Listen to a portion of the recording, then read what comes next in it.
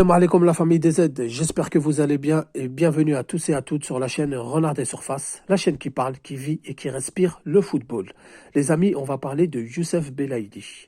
Donc, le joueur, après la blessure d'Amin Gouiri, a une carte à jouer, à un boulevard devant lui. Donc que ça soit clair les amis, hein. Moi, je ne suis ni pour ni contre Youssef Belaïdi. Je l'ai toujours dit, avec ce joueur, je suis mitigé. Tantôt je peux l'encenser, tantôt je peux l'enfoncer. Et je pense on a tous été pareils à peu près. Parce que ce joueur-là ne nous présente aucune garantie, aucune régularité. Donc, de temps en temps, on va dire il est trop fort. Heureusement qu'il était là. Mais le manque de son professionnalisme et de sa régularité va nous faire dire le contraire. Donc moi, je ne suis ni pour ni contre. Et je ne pousse pas pour son retour, je ne pousse pas pour son départ. Il y a un coach national, comme tous et comme toutes. Je suis fan de l'équipe d'Algérie. Et donc, je veux les meilleurs résultats possibles. Djamel Belmadi, qui est à la tête de cette équipe, l'a choisi et on ne peut rien faire pour ça. Maintenant, les amis, pourquoi on parle de Youssef Belaïdi? Tout simplement, il a un boulevard devant lui. Il a une chance inouïe qui se représentera peut-être pas.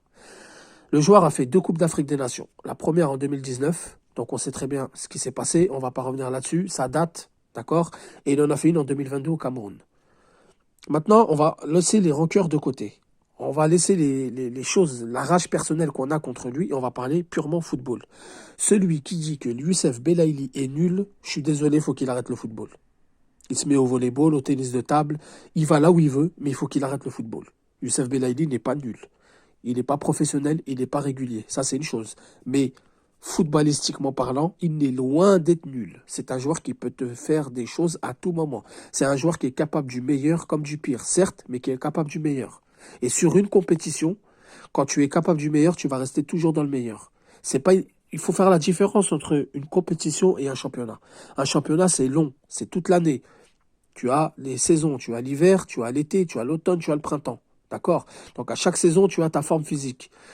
Il y a le mental qui rentre en jeu. Il y a la régularité qui rentre en jeu, le professionnalisme qui rentre en jeu. C'est pour ça qu'il y a beaucoup de joueurs qui sont très très forts au football, qui peuvent te faire une Coupe du Monde ou une CAN ou un Euro ou une Copa América de haut niveau. On l'a vu, hein, surtout avec les Sud-Américains.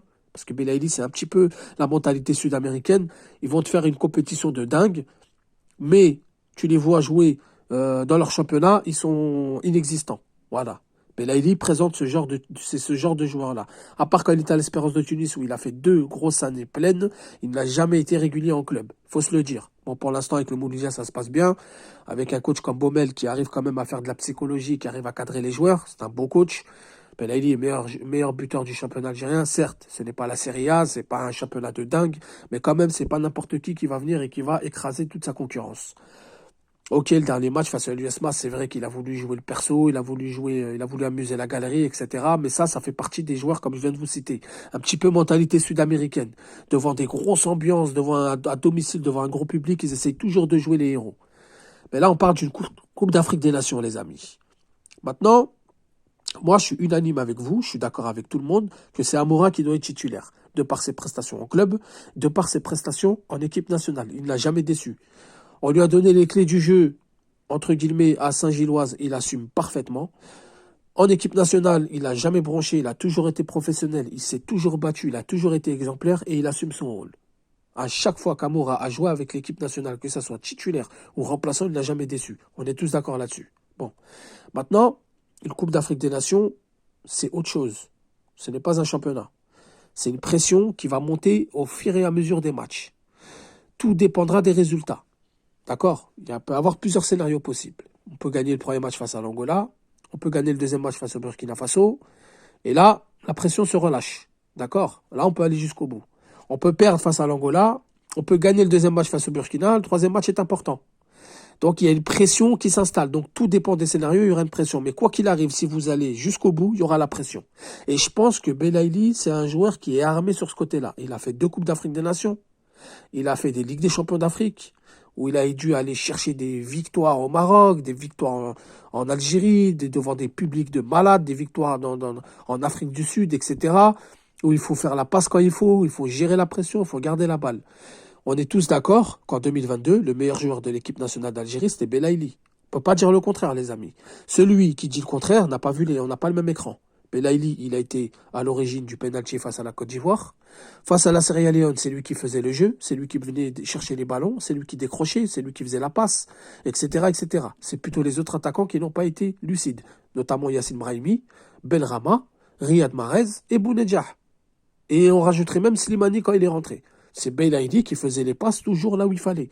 Il était sur le côté droit, il était sur le côté gauche, il était au milieu de terrain. Face à la Guinée équatorienne, c'est pareil. Le seul but qu'on a mis, c'est lui qui l'a mis, sur un hors-jeu limite. Et face à la Côte d'Ivoire, c'est lui qui faisait le jeu. Je suis désolé les amis, je suis pas un pro Belaïli, moi aussi il m'énerve, mais il faut reconnaître la vérité. Maintenant les amis, pourquoi je dis Belaïli, il a une carte à jouer? Tout simplement, on a oublié un détail, c'est que Belaïli peut aussi jouer dans l'axe. Il peut très bien jouer numéro 10, comme il peut jouer sur le côté gauche.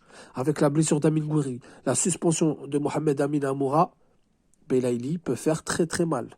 C'est le type de joueur revanchard. C'est le caractère même du joueur se sentir mal aimé. Et quand un joueur de sa trempe se sent mal aimé, et qu'on lui donne une dernière chance, il casse tout, il fracasse tout. L'histoire du foot l'a prouvé. Donc, si vous me demandez à moi à choisir entre Amoura et Belaïli, bien sûr que je mettrai Amoura. Mais moi, il y a un truc qui m'a échappé, qui m'a pas échappé, mais il y a une question que je me pose. Si l'Algérie part en quart ou en demi, est-ce que Amoura aura assez l'expérience, aura assez la tête sur les épaules et ne tremblera pas devant l'adversaire? C'est là la question que je me pose. Puisque plus la compétition avance, plus vous avez de la pression et plus vous avez l'envie et plus vous pouvez trembler. Si vous n'avez pas cette expérience, si vous n'avez pas cette lucidité devant les buts ou pour faire la passe, ça peut être très très dangereux. Et plus vous allez approcher la compétition, plus vous allez jouer des équipes costauds. Vous tombez sur un Égypte, Amoura, il peut faire très mal. Il n'y a aucun doute là-dessus. Pour moi, Amoura, c'est la pépite, c'est la classe. Mais là, on parle d'une Coupe d'Afrique des Nations, auquel il faut avoir de l'expérience, auquel il faut avoir un abattage physique, auquel il faut faire un repli défensif. Belaïli, contrairement à Mahrez, fait beaucoup le repli défensif. Allez regarder les 2 dernières CAN qu'il a fait, surtout 2022, parce que 2019, j'ai pas envie de revenir là-dedans, c'est très très loin. D'accord? Vous verrez qu'il fait quand même le repli défensif. Il va quand même aider ses partenaires. Et puis il a de l'épaule. Et il a affûté. Donc à ne pas confondre entre un championnat et une CAN. Moi personnellement, je suis persuadé que Belaïli peut faire très très mal à cette Coupe d'Afrique des Nations. Comme Amoura peut faire très très mal. Donc voilà pourquoi je pense que Belaïli, il a une carte à jouer. Il a une chance inouïe. Et je pense qu'il va la saisir. Je pense qu'il a eu une discussion avec Belmadi. Maintenant, rien n'exclut que Amoura ne sera pas titulaire, les amis. Belaïli peut très bien jouer dans l'axe comme il a fait à la Coupe arabe. Même si la Coupe arabe, c'est pas le même niveau que la CAN. Ça, c'est une certitude. Mais il peut très bien jouer dans l'axe.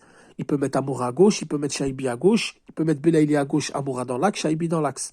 Donc on a plusieurs options. Et moi je pense que Belaïli nous sera d'une très très grosse utilité. Je sais pas vous ce que vous en pensez. Essayez d'analyser sans la passion personnelle, sans la rancune personnelle. Et vous verrez que ce que je dis, je peux avoir raison. Même si je peux me tromper. On peut arriver, on peut flopper, Belaïli peut flopper complètement, il n'y a pas de problème. On donne juste son avis, on n'est pas devin.